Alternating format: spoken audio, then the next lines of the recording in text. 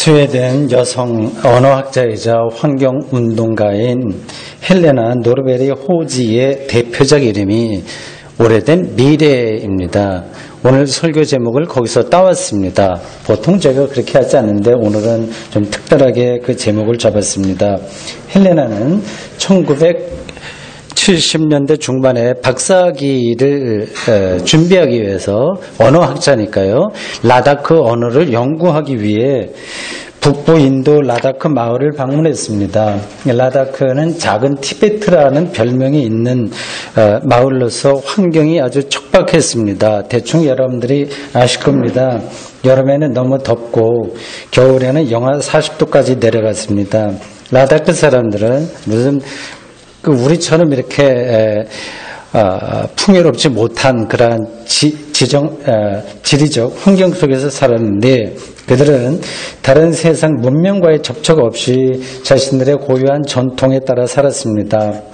땅, 물, 하늘, 바람, 공기, 날씨 이런 것들과 긴밀한 유대관계를 맺으면서 평화롭게 살았습니다. 이 헬레나는 인류의 미래를 이 라다크의 전통적인 삶에서 찾았습니다. 그래서 오래된 그들의 전통, 그게 우리 인류의 미래다.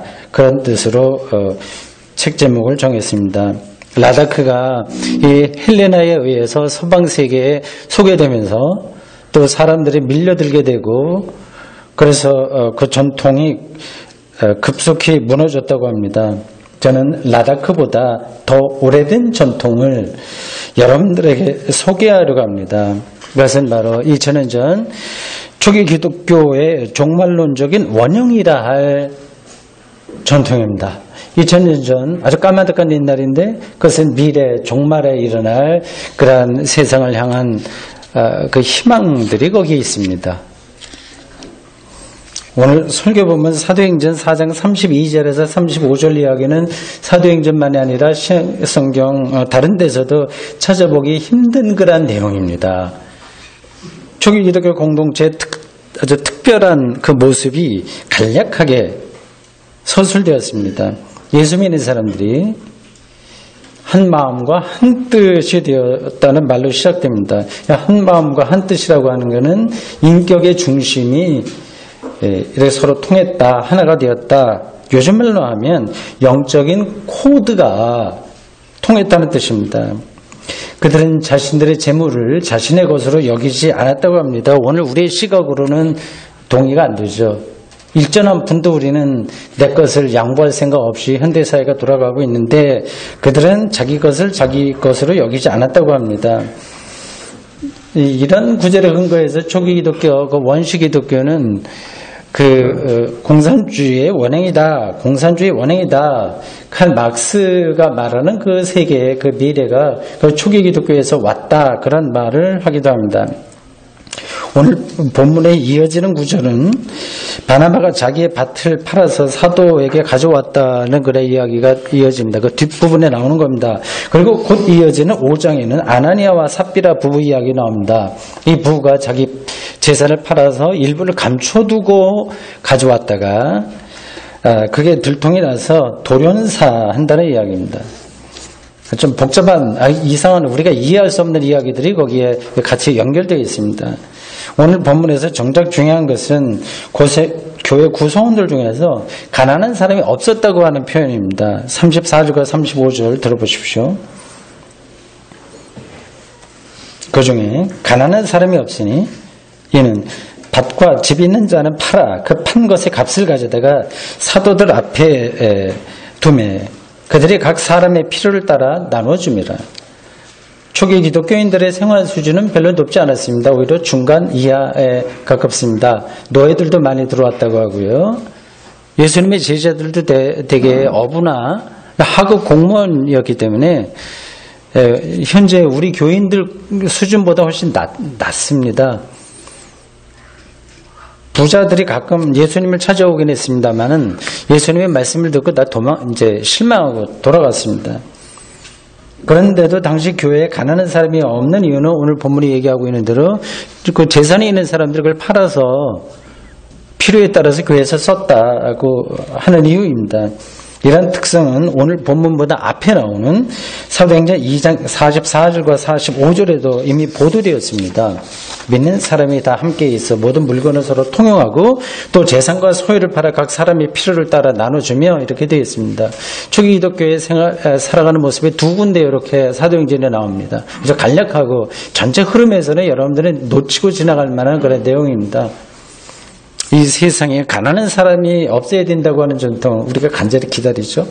그래야 되겠죠. 그런 꿈이 없이 우리가 세상을 어떻게 살겠습니까? 그런 전통은 구약 성경에 뿌리를 두고 있습니다. 안식년 제도를 설명하는 신명기 15장에 이에 관한 이야기가 나옵니다. 약간 길지만 오늘 본문과 긴밀히 연결되는 것이라서 제가 공동 번역으로 신명기 15장 7절에서 11절을 읽을 테니까 들어보십시오. 너희 하나님 야훼께서 주시는 땅의 어느 한 성읍에 동족으로서 가난한 사람이 있거든 너희는 인색한 마음으로 돈을 움켜잡거나 그 가난한 형제를 못 본 채 하지 마라. 손을 펴서 그가 필요한 만큼 넉넉하게 구워주어라. 빚을 삭혀주는 해 제7년이 얼마 남지 않았구나 하며 인색한 생각이 들어 가난한 형제를 냉대하여 구워주지 않는 일이 없도록 마음에 다짐하여라. 그가 너희를 걸어 야훼께 부르짖으면 너희에게 죄가 돌아올 것이다. 시원스럽게 구워주어라. 주면서 아깝다는 생각을 하지 마라. 그리하여야 너희 하나님 야훼께서 너희가 손을 대는 모든 일에 복을 내려주실 것이다. 그렇다고 하여 너희가 사는 땅에서 가난한 사람이 없어지지는 않을 것이다. 너희가 사는 땅에는 너희 동족으로서 억눌리고 가난한 사람이 어차피 있을 것이다. 그러므로 이렇게 너희 손을 뻗어 도와주라고 이러는 것이다. 사람이 살아가는데 이 가난이라고 하는 건 좀 불편한 일이에요. 그러나 근본적인 문제는 아닙니다. 그것으로 인해서 벌어지는 비인간적인 상황이 더 근본적인 문제입니다. 가난한 사람은 주변으로부터 무시당합니다. 가난하다는 사실만 아니라 그의 인격 전체가 매도당합니다. 여러 가지 방식으로 그렇습니다. 이와 관련해서 우리는 두 가지 사실을 생각해야 됩니다. 하나는 가난한 사람들이 내침을 당하면 사회 전체가 위기에 떨어진다는 사실입니다. 오늘 본문에도 나와요. 가난을 벗기 위해서 폭력을 행사할 수도 있고요. 가난으로 인해서 어쩔 수 없이 벌어지는 반사회적 현상도 가능합니다. 오늘 본문이 아니라 제가 따로 읽은 그 신명기에서 그렇게 말합니다. 그가 너희를 걸어 야훼께 부르짖으면 너희에게 죄가 돌아올 것이다. 이거 바로 그 사실을 가리킵니다. 그냥 추상적인 죄가 아니라 죄로 인한 그 결말들이 나타난다는 겁니다. 다른 하나는 가난한 사람의 삶이 훼손되는 것은 곧 하나님의 창조 능력이 훼손되는 것이라고 하는 사실입니다. 그렇잖아요. 성경은 모든 사람이 하나님의 형상으로 지음받았다고 말합니다. 모든 사람들이 인간으로서의 품격을 손상당하면 안 된다는 뜻입니다. 초기 기독교는 가난한 사람이 없는 교회를 만들기 위해서 아주 특단의 조치를 선택한 것으로 보입니다. 상대적으로 여유가 있는 사람들이 재산을 팔아서 가난한 사람들의 필요에 따라서 나눠주는 것입니다. 계속되지는 못했습니다. 일시적으로 그런 일들이 일어났습니다. 기독교 역사에서 이러한 전통을 삶에서 실현해보려는 운동이 좀 일어났습니다. 2000년 동안이요. 수도원 운동이 대표적입니다. 수도원에서는 모든 것을 공동으로 합니다. 이 공동, 사유재산 인정하지 않고 공동으로 함께 생활하는 거죠. 가난하게 평준화되는 사람입니다. 수도사들은 그렇게 삽니다. 가난한 평준화입니다. 수도사들의 방은 작고 소박합니다. 그것에 비해서 제 서재는 너무 럭셔리하죠. 그에 비하면. 그들의 방은 그 방을 셀이라고 부르던가요. 침대, 책상, 성경, 수도복이 모든 것입니다. 방에는 특별한 인테리어가 없습니다.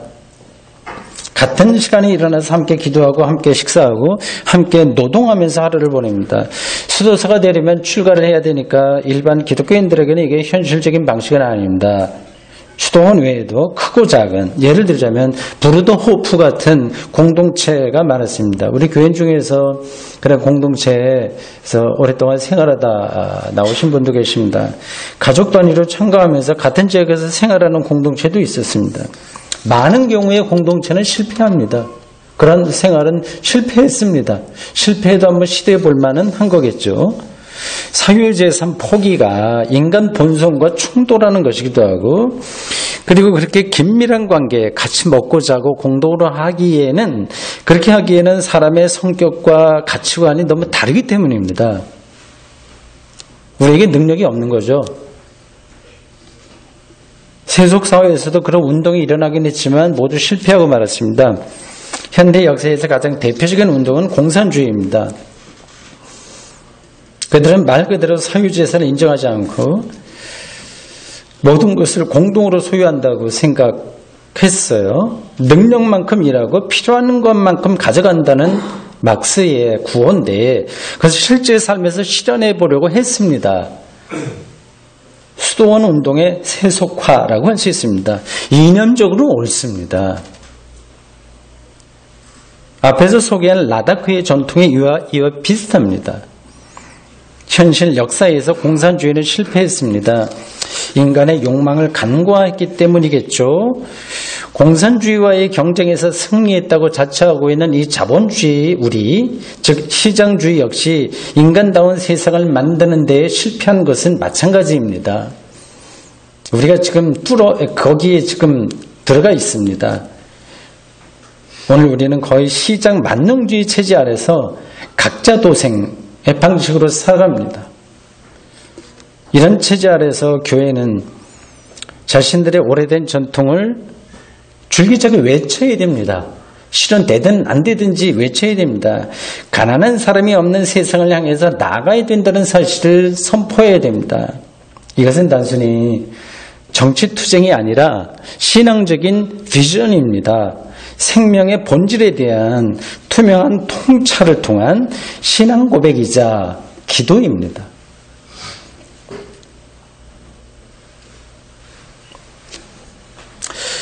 이러한 신앙 고백의 단초는 자기 재물을 자기의 것이라고 주장하지 않았다는 사실입니다. 오늘 본문에 나온 이야기예요. 근데 흘려 지나갈 수 있는 구절입니다. 이런 말이 우리에게 잘 이해되지 않는다고 앞에서 제가 말씀드렸습니다. 이해되지 않는 이유는 우리가 삶을 표피적으로만 보기 때문에 그렇습니다. 뚫어보지 못하기 때문에 그렇습니다. 여기에 두 가지 차원이 있습니다. 첫째, 지금 자기 것이라고 생각하는 재물이 원래 자기 것이 아니었습니다. 동의하시죠? 여기 연봉 1억 원을 받는 사람이 있다고 합시다. 그럼 저축하고 아껴서 이렇게 좀 세이브하고 아파트를 또 사고 파는 그런 과정에서 돈을 남겨서 20억 원의 상당의 재산을 모았다고 합시다.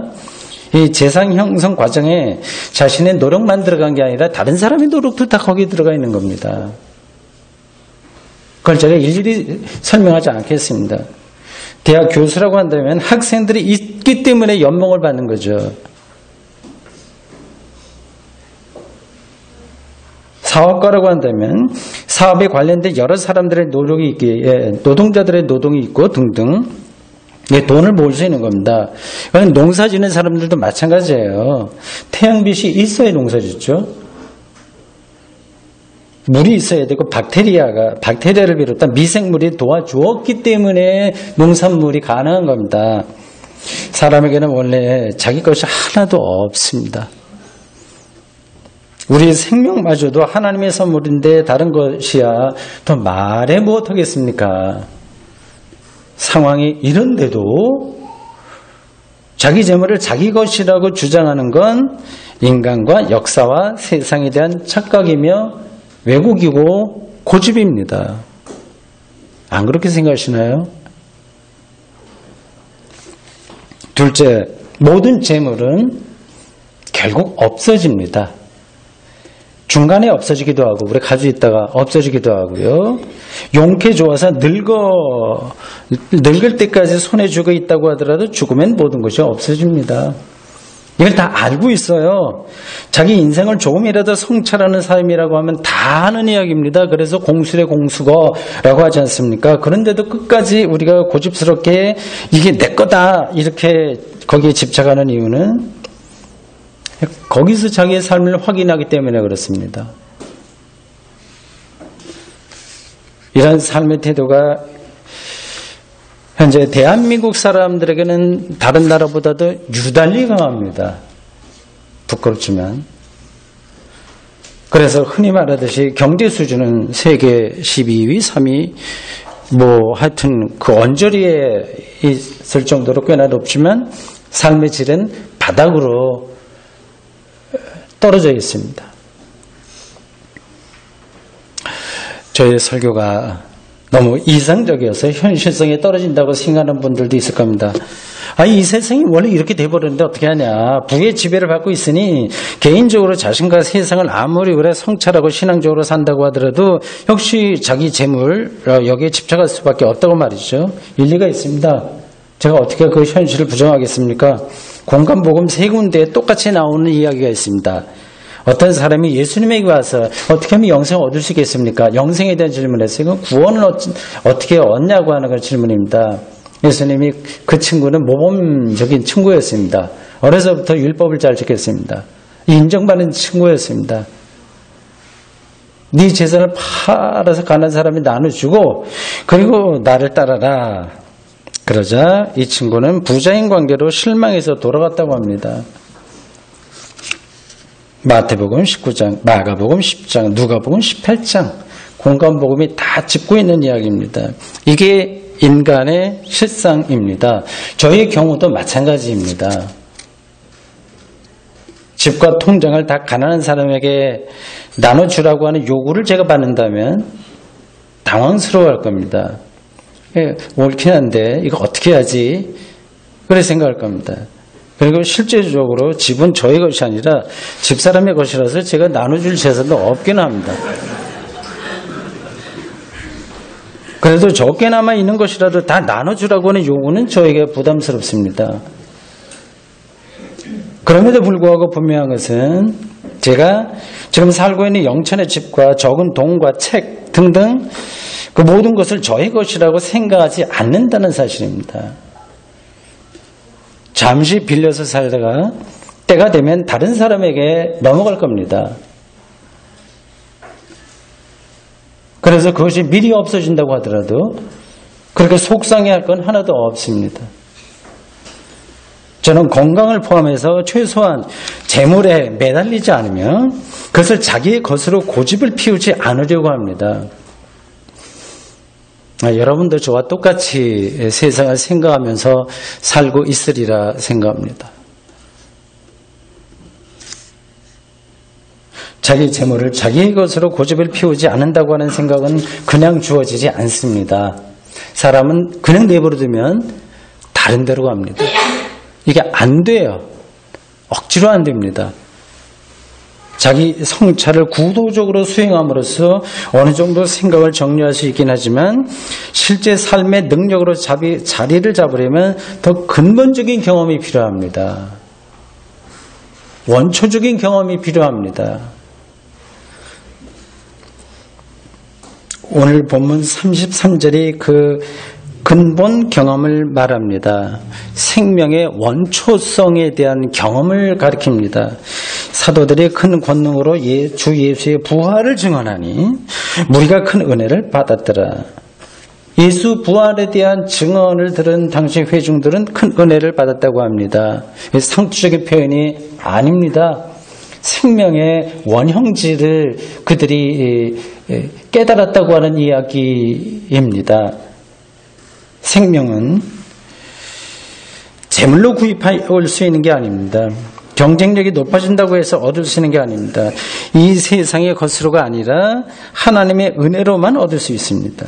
우리가 생산해야 되는 게 아니라, 잘 들으십시오. 우리가 그걸 만들어낼 수가 없습니다.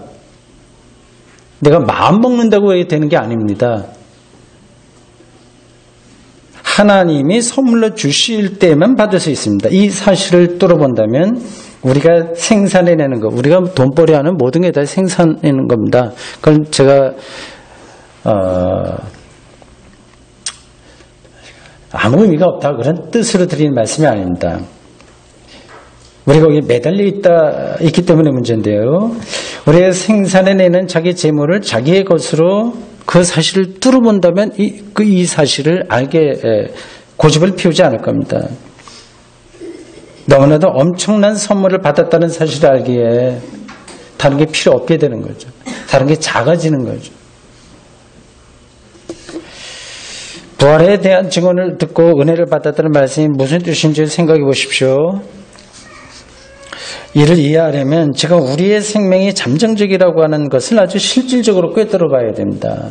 그러니까 연결되어 있는 문제예요. 속된 편으로 먹고 살기 위해서 우리는 일상을 전투하듯이 살아갑니다. 거기서 조금만 위기를 느껴도 세상이 다 흔들리는 것처럼 받아들입니다. 그런데 그 모든 것들이 일시적이고 제한적이기 때문에 그것으로 우리는 생명 충만을 결코 경험하지 못합니다. 여러분이 지금 인생살이에서 성취하는 것 중에서 가장 자랑스럽게 생각하는 게 있으면 말씀해 보십시오. 속으로 생각해 보십시오. 나 이것 때문에 산다. 나 이거 정말 자랑스럽다 하는 거 있으면 말씀해 보십시오. 그것의 정점을 제가 직설적으로 표현하면 대통령이 된 것 아닐까요? 거기에 가장 큰 권력과 명예가 집중되어 있습니다. 지금 2명의 전직 대통령이 구치소에 수감되어 있습니다. 그들이 누렸던 권력과 명예는 아침 안개와 같은 것이었습니다. 설령 그들이 국가를 위해서 진정성 있는 역할을 다하고 명예롭게 퇴임하면서 지금도 여전히 국민들에게 존경을 받는다고 하더라도 그것 역시 궁극적으로는 일시적입니다. 우리가 피조물로 세상을 살기 때문에, 피조물이기 때문에 인생 전체가 총체적으로는 잠정적일 수밖에 없습니다. 예수님의 부활은 이와 달리 영원한 생명입니다. 죽음이 극복된 생명입니다. 이 세상의 그 어떤 권력과 명예로부터도 지배당하지 않는 종말론적인 생명입니다. 에스카톨로지컬 라이프라고 굳이 한번 표현할 수 있습니다. 에스카톨로지, 종말론적인 생명입니다. 그래서 요한은 다음과 같은 예수님의 말씀을 선포했습니다. 나는 부활이요 생명이니 나를 믿는 자는 죽어도 살겠고 무릇 살아서 나를 믿는 자는 영원히 죽지 아니하리니. 이러한 부활 생명의 신앙의 세계로 들어간 사람은 자기 재물을 조금이라도 자기 것이라고 여기지 않는 방식으로 세상을 삽니다. 구체적으로 이게 어떠해야 되냐, 이 시간에 제가 짧은 설교 시간에 다 말씀드릴 수는 없습니다. 방향이 그렇다고 하는 걸 말씀드리는 거예요. 구체적인 것은 정치인들과 기업가들과 또 여러분들이 세속사회에서 실현해야 될 겁니다. 세상 사람들은 기독교의 부활신앙에 동의하지 않습니다. 그들은 자신들의 방식으로 세상살이를 판단하면서 삽니다. 우리 기독교인들은 그들을 말로 설득하기는 힘들어요. 말로 설득하긴 하지만 말만으로는 안 되고 실제 삶이 필요합니다. 일단 교회 안에서라도 가난한 사람들이 없도록 생각의 전환과 그 실행이 필요합니다. 그걸 한마디로 대한민국 교회 안에 있는 걸로 표현한다면 교회의 빈익빈 부익부를 아주 실질적으로 혁명적으로 줄이는 겁니다. 수십억 원이나 수백억 원의 이상의 헌금 수입을 1년에 올리는 교회가 한국에는 제법 됩니다. 그리고 미자리 교회가 30% 40% 이상이 됩니다. 같은 교회가 그리스도를 믿는 교회가 한국에 그렇게 빈익빈 부익부 현상으로 갈라져 있습니다. 목사 생활비조차 충당이 안 되는 교회 문제를 해결하지 않고 우리가 예수 그리스도를 믿는다? 그건 말할 수가 있을까요?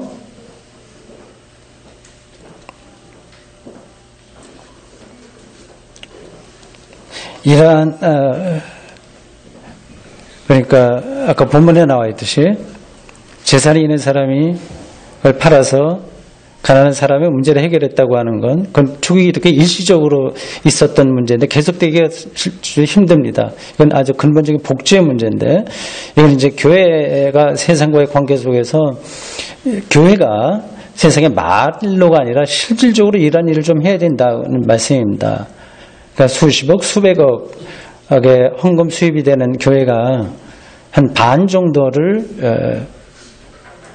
내놓고 미자립 교회가 그러니까 가난을 벗어날 수 있도록 돕는 일을 아주 실질적으로 교회가 하게 되면 세상이 교회를 새로운 눈으로 보게 될 것이고 우리의 미래도 이거다 생각하지 않겠습니까? 다른 무슨 말로 세상에 하나님 나라의 메시지를 전할 수 있겠습니까?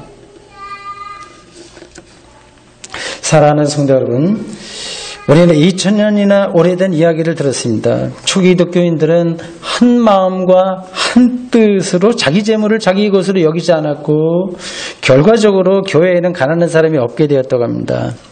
어떻게 들으셨습니까? 너무 허무맹랑하고 비현실적인 이야기일까요? 여러분과는 전혀 상관이 없는 이야기입니까? 그래서 아예 관심이 가지 않습니까? 아닙니다. 그 이야기는 비록 오래되었으나 부활을 희망하는 사람들의 미래이며 더 나아가서 전체 인류의 미래입니다. 그 미래는 은폐의 방식으로 이미 지금 여기서 시작되었습니다. 아멘. 주님, 오늘 저희들 사도행전이 우리들에게 보도해주고 있는 초기 기독교의 생활상을 잠시 하나님의 말씀으로 받아들였습니다. 자기 재물을 조금이라도 자기 것으로 여기는 이가 없는다고 하는 그 사실로부터 가난한 자가 없다는 결과에까지 도무지 오늘 우리가 살아가는 사고방식으로 이해할 수 없는 일들이 일어났습니다. 새 예루살렘, 새 하늘과 새 땅, 이전 것이 없고 새 것이 오는 그 새로운 세계를 향한 비전과 희망을 안고 사는 우리들에게 이런 오래된 희망이 바로 우리의 미래라는 사실을 잊지 않도록 우리를 각성하고 실천할 수 있도록 지혜와 용기를 허락해 주십시오. 예수님의 이름으로 기도합니다. 아멘.